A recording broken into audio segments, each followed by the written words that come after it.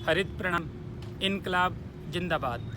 आज शहीद आजम भगत सिंह जी का जन्मदिन है और उनके जन्मदिन पर और उनके शहादत दिवस पर मैं मेरे विद्यार्थियों के साथ हमेशा ही पौधारोपण और पर्यावरण संरक्षण संबंधी कार्य करता हूँ। इसी सिलसिले में शहीद आजम को हरित नमन, हरित श्रद्धांजलि स्वरूप आज मैं आप सबके साथ में खेजड़ी पर इन सिटू बडिंग की टेक्निक को शेयर करने जा रहा हूँ। आमतौर पे जो खेजड़ी, जिसे हम राजस्थान जैसे रेगिस्तानी इलाके की तुलसी और चंदन के रूप में भी पुकारते हैं और ऋग्वेद तक में शम्मी के रूप में इस पेड़ का जिक्र हमें मिलता है। प्राकृतिक रूप से मरुस्थलीय इलाकों में उगने वाला ये एक पेड़ है और करीब 8 से 10 साल की उम्र का जब ये पेड़ हो जाता है तब इसके ऊपर फलियां लगती है जिन्हें सांगरी कहा जाता है। वो काफ़ी पौष्टिक होती है और उनकी सब्जी बड़े चाव से देश और दुनिया में खाई जाती है। इसके जो पत्ते होते हैं उन्हें लूंग कहा जाता है और वो एक बहुत ही पौष्टिक पशु आहार के रूप में प्रयुक्त होता है। खेजड़ी की जो सांगरी है उस पर एक रिसर्च हमारे कॉलेज में ही ग्रीन केमिस्ट्री सेंटर द्वारा किया जा रहा है और उसकी जो इनिशियल फाइंडिंग्स आई है उसके अनुसार इसमें सोल्यूबल फाइबर होता है। तो सोल्यूबल फाइबर हमारे जो ब्लड में जो क्लोट्स बनते हैं उनको डिज़ोल्व करता रहता है, तो उस रूप में भी इसकी उपयोगिता है। हालांकि उसमें फर्दर अभी और इन्वेस्टिगेशंस बाकी हैं। खैर, अभी हम जिस खेजड़ी के पास में खड़े हैं, इस खेजड़ी पे यहाँ पे इन सिटू बडिंग मैंने किया था। ये आप देख रहे हैं, ये निशान, ये नीचे जो है उसका प्राकृतिक भाग है और यहाँ पे इन सिटू बडिंग के बाद में ये इसका वो हिस्सा है जो बड करने के बाद में निकला है। अब इस हिस्से की एक मैंने टहनी, जो नीचे वाला हिस्सा है उसकी, ये देखिए 2 टहनियाँ रख रखी है। तो ये आप टहनी देखें, थोड़ा जूम करके पास में लाएं, तो एक तो आप देखें कि इसमें खूब सारे कांटे हैं जो कि खेजड़ी पर प्राकृतिक रूप से होते हैं। दूसरा, आप अगर देखेंगे तो इसके पत्ते देखिए आप, इसका पत्ता आपको बहुत बिल्कुल इस साइज़ का पत्ता मिलेगा, जबकि इसका जो ऊपर का हिस्सा है ये बड करने के बाद में जो तैयार हुआ है, इस हिस्से में एक तो आप देखेंगे कि कहीं भी एक भी कांटा नहीं है, कोई भी टहनी आप देख सकते हैं। और दूसरी जो इसकी खास बात है वो ये है कि अगर इसके आप पत्तों की बात करें तो इसके पत्तों का साइज ये है, जरा इधर कीजिए। अब आप देखिए कि ये इसका ओरिजिनल पत्ता है और ये बडिंग के बाद का पत्ता है। ये बडिंग कैसे होती है इसके ऊपर हम चर्चा करेंगे। हमारे यहाँ पे बीकानेर में केंद्रीय शुष्क बागवानी अनुसंधान संस्थान है, central institute of arid horticulture, जो कि भारत सरकार के कृषि मंत्रालय के मातहत आता है। ये लोग थैली में खेजड़ी का बीज उगा करके और उसके ऊपर बडिंग करते हैं। उस बडिंग का जो ड्रॉबैक है या उसका जो नकारात्मक पक्ष है वो ये है कि खेजड़ी का पौधा जीरोफाइट होता है। तो जैसे ये थैली में उगता है तो जितना ये ऊपर बढ़ता है उतनी तेज़ी से इसकी नीचे जड़ बढ़ती है। तो आमतौर पे 3 महीने के बाद में जो थैली में पौधे होते हैं उनकी रूट है वो कोइल होना, यानी जड़ मुड़ना शुरू हो जाती है। और जब जब वो मुड़ जाती है तो मुड़ी हुई जड़ वाले पौधे को जब हम प्लांट करते हैं तो प्लांट करने के बाद में उसकी ग्रोथ प्रभावित होती है और कई बार वो जल भी जाता है। आमतौर पे जब वो पौधा लगभग 1 साल का होता है उसके बाद में उस पर बडिंग की जाती है और बडिंग करने के बाद में जब उसको प्लांटेशन के लिए उसका प्रयोग होता है तो आप मानिए कि साल से 1.25 साल का जो पौधा होता है वो प्लांट किया जाता है। तो जब हम साल 1.25 साल तक खेजड़ी जैसे प्लांट को थैली में रखेंगे तो उसकी रूट है उसमें कई नीचे छल्ले बन जाते हैं। तो वो जो कोइल्ड रूट है, क्योंकि इसकी रूट बहुत सेंसिटिव होती है, अगर आपने उसको काट दिया तो उसके जीवित रहने के चांसेस बहुत कम होते हैं और बिना काटे लगाया तो उस स्थिति में उसकी रूट कोइल्ड होती है तो उसकी ग्रोथ प्रभावित होती है और कई बार वो कामयाब भी नहीं हो पाती है। तो उसका एक दूसरा उससे बेहतर तरीका है। फिर अगली चीज़ और है, हमारे यहाँ पे मरुस्थल है। अब मरुस्थल में आप अगर पौधे को प्लांट करोगे तो चाहे वो खेजड़ी का पौधा ही क्यों न हो, जब भी हम किसी पौधे को जो कि नर्सरी में थैली में तैयार हुआ है उसका प्लांटेशन करते हैं तो उसको हमें एक निश्चित समय तक पानी देना पड़ता है। अब चूंकि मरुस्थल में किसान खेत जाता है तो पीने का पानी अपने कंधे पे लाद के लेके जाता है, तो ऐसी स्थिति में वो पौधे को पानी कहाँ से दे। तो इसका एक दूसरा तरीका है, वो है इन सिटू बडिंग, यानी स्वस्थानिक कलिकारोपण। मतलब ये कि प्राकृतिक रूप से खेजड़ी के पौधे उगते हैं, या हम जो खेजड़ी की जो सांगरी पक जाती है जिसको स्थानीय भाषा में खोखा बोलते हैं, तो उसमें वो बीज होता है, उसको बीज को ज़मीन में हम गाड़ दें, या उसको गोबर जो होता है उसकी गोबर में लपेट के गोली बना के छाँव में सुखा दें, और मई के महीने में जब वो खोखा पक जाता है और जुलाई में उसको हम अगर छिड़काव कर दें तो वो जर्मिनेट होकर उग जाएगा। इसी तरह से जहाँ जहाँ पे हिरण हैं वहाँ उनकी जो हिरणों की जो उनका जो मींगनी होती है, उनका डंग जो होता है, उसको भी हम छिड़काव कर दें तो उसमें भी उनके बीज होते हैं, तो अपने आप वो उग जाता है। अब जो प्राकृतिक रूप से उगी हुई खेजड़ी है उसको वहीं पे बडिंग कर दे, तो उसको एक बूंद आपको पानी नहीं देना होगा, और इस तरह से 1 साल के पौधे के ऊपर आप बडिंग करोगे तो वेरी नेक्स्ट ईयर दूसरे साल आप उस पर सांगरी ले पाओगे। तो जो 10 साल में सांगरी मिलनी है वो दूसरे साल में मिलेगी, क्वालिटी सांगरी, और जैसा आप उस पर बड करना चाहोगे वैसा बड हो जाएगा। अब सवाल ये आता है कि आप बड कहाँ से लें, तो उसका तरीका ये है कि हम लोगों ने जैसे ये जो बडिंग की है, ये हम लोग जंगल में जाते हैं, तो जंगल में हमें बहुत सारे ऐसे खेजड़ी के पेड़ मिलेंगे जिनकी क्वालिटी बहुत अच्छी होती है। जो अपने आप इवोल्यूशन का प्रोसेस होता है उसमें पौधों की क्वालिटी में, पेड़ों की क्वालिटी में सुधार होता रहता है। तो आपको कोई ऐसी खेजड़ी नज़र आए जिसकी सांगरी बहुत लंबी हो, या जिसकी सांगरी बहुत स्वादिष्ट हो, या जिसके पत्तों का साइज बहुत बड़ा हो और जिस पे कांटे न हो, आप उसकी टहनी लें और उसकी टहनी ले करके और उसकी टहनी से बड निकाल करके और लगा दें। तो बड के लिए आपको और कहीं जाने की ज़रूरत नहीं, अपने आसपास ही देखें। अब बड को कैसे निकालना है, कैसे रोपित करना है, उसके ऊपर हम अभी चर्चा करेंगे। तो ये खेजड़ी आपने देख ली, एक ये दूसरी खेजड़ी भी इसी तरह से बड की हुई है। आगे आइए आप। इस खेजड़ी की खासियत ये है कि इसकी सांगरी बहुत लंबी होती है, लगभग ये साइज होता है, 1 फीट से लंबी इसकी सांगरी होती है।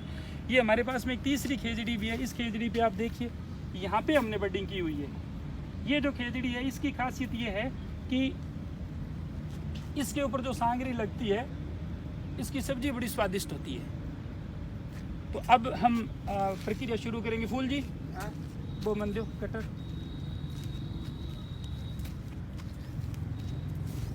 अब सबसे पहले बड कैसे ले, जैसे हम इस खेजड़ी का बड लगाने जा रहे हैं, तो बड लगाने के लिए हम कोई भी कच्ची टहनी देखेंगे और उस कच्ची टहनी को हम काट लेंगे।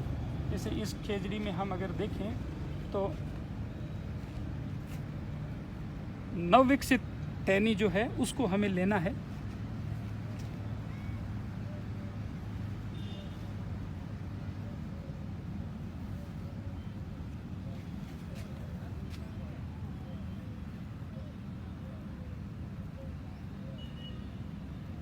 ये टहनी हम इसकी ले रहे हैं। अब इस टहनी में से हम बड निकालेंगे। जैसे ये जो है फुटान, इसको हम काट करके इस हिस्से को बड के रूप में प्रयोग कर सकते हैं।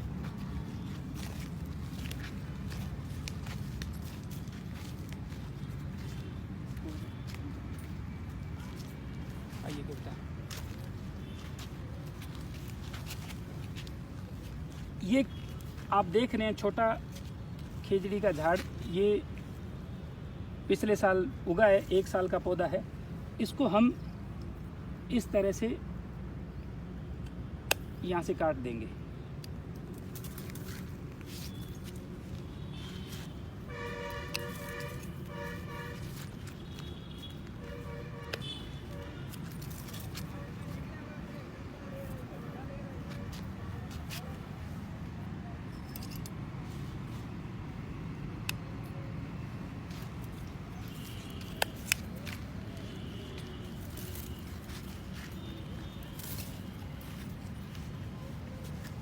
आपको इस तरफ आना होगा घूम करके कविता।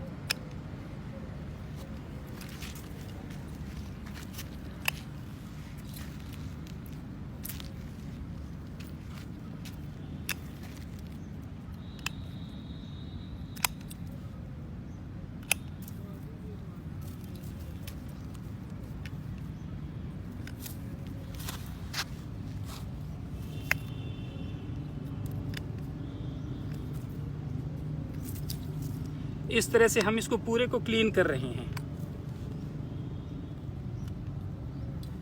इसके ऊपर हम 3 बड लगाएंगे। ये जो 2 टहनियां हैं, इन 2 टहनियों को प्रयोग में करेंगे। ये अपने आप प्राकृतिक रूप से उगा हुआ था। हम चाहें तो शुरुआत में जब उगता है तब उसका एक तना सीधा भी कर सकते हैं, उसकी ट्रिमिंग करके। हमने इसको डिस्टर्ब नहीं किया, जैसे उग रहा था वैसे ही पड़ा रहने दिया। अब इसको साफ़ करने के बाद में हम इसमें यहाँ पे इस हिस्से में बड लगाएंगे। बड हमेशा अंदर की तरफ लगाना है, बाहर की तरफ नहीं लगाना टहनी के। तो सबसे पहले तो इसकी हमने जो ब्रांचेज है वो हटाई और अब इसके जो कांटे हैं वो हटा लेते हैं। यहाँ थोड़ा नीचे बडिंग हम इसलिए करेंगे कि ये सूखनी शुरू हो जाती है, तो ये नीचे तक नहीं सूखे, इसलिए थोड़ा ऊपर से इसका हिस्सा छोड़ते हैं। अगर यहीं कर देंगे तो वो सूख जाएगा जब तक फुटान होगा उससे पहले ही।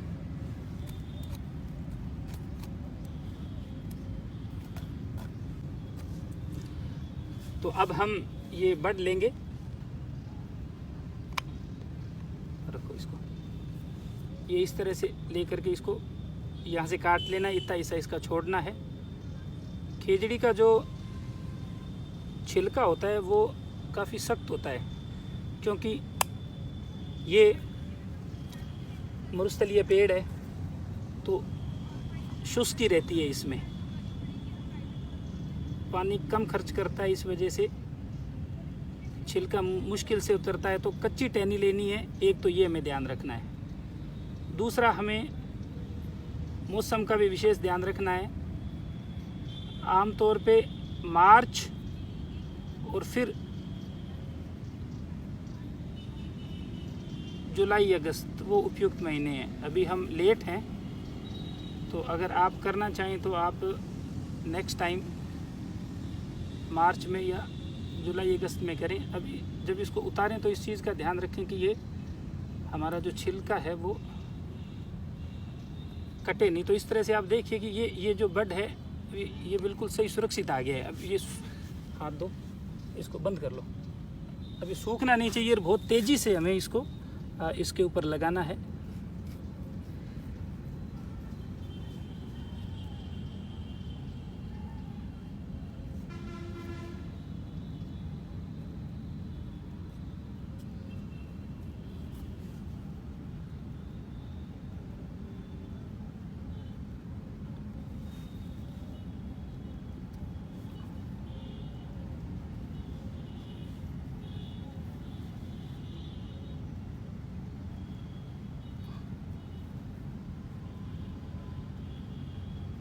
इस तरह से ये जो छिलका है, इस छिलके को ले करके और यूँ हटा देना है। और उसके बाद में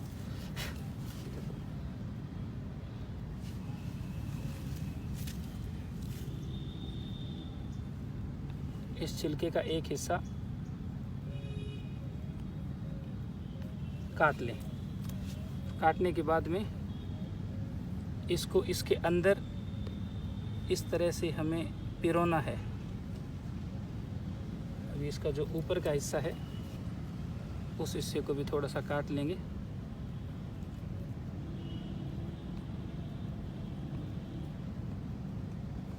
ताकि ये पूरा इसमें फिट आ जाए।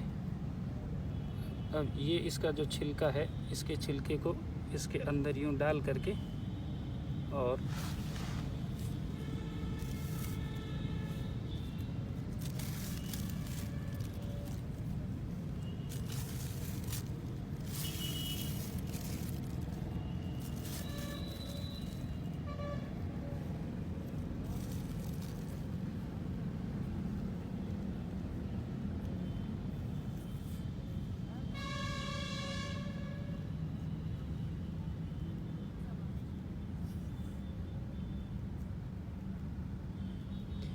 ये इस तरह से हमने इसको इसमें पहना दिया है। और पहनाने के बाद में दो तरह की टेप आती है। ये टेप ऐसी है जो इसको हम सीधा इस पे लगा सकते हैं। ये स्पेशल टेप आती है जो बडिंग के लिए ही होती है। और जो अपने घर में जो चिपकाने वाली टेप होती है, सेलो टेप जिसको बोलते हैं, उसको यूज़ नहीं करना है। अगर आपने उसको यूज़ किया तो आपकी बडिंग है वो ख़राब हो जाएगी, क्योंकि उसमें जो केमिकल होता है वो इसको फूटने नहीं देता है।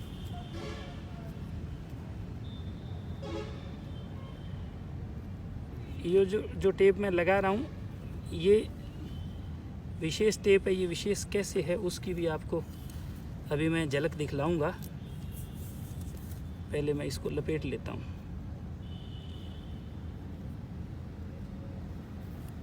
ये बहुत ध्यान से हमें लपेटना है।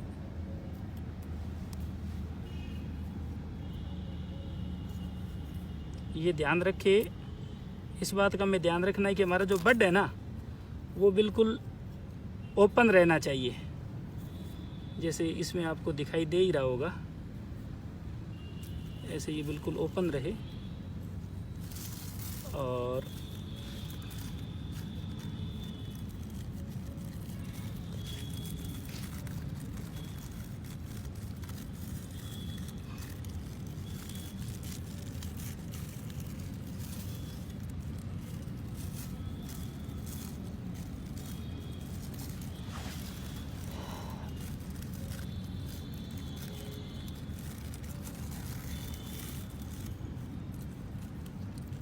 ओपन तो ये रहे ही रहे, किंतु इसका कोई भी हिस्सा है वो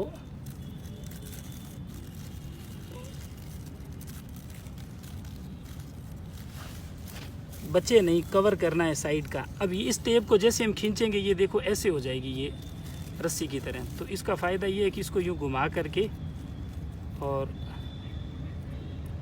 अंदर डालकर और इस तरह से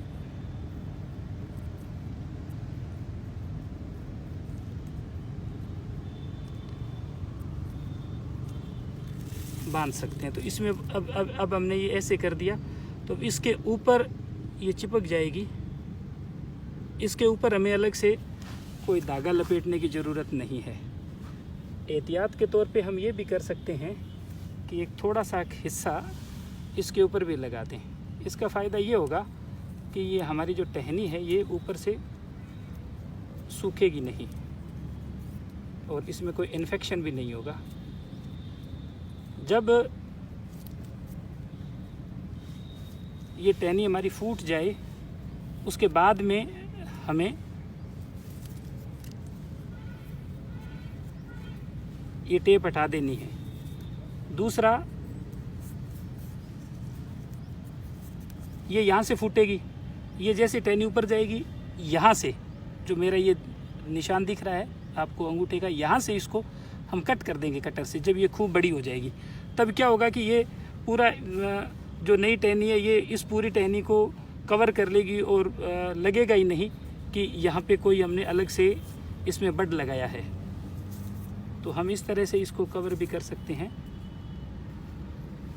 सेफ्टी के लिए। और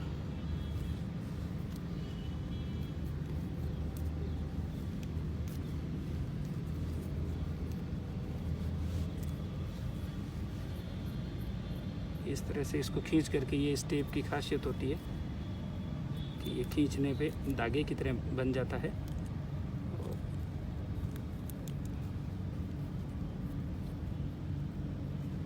ऐसे हम इसको छोड़ सकते हैं। जब ये फूट जाए तो ब्लेड से इसको पीछे से कट करके निकाल देंगे।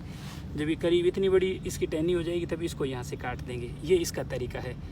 और अगर चूँकि ये टेप आपको सिंपल उपलब्ध नहीं होती तो ये हमारा सीधा प्लास्टिक का जो लिफाफा होता है उसकी हमने पट्टी काटी है। इस पट्टी को पतला काट लें।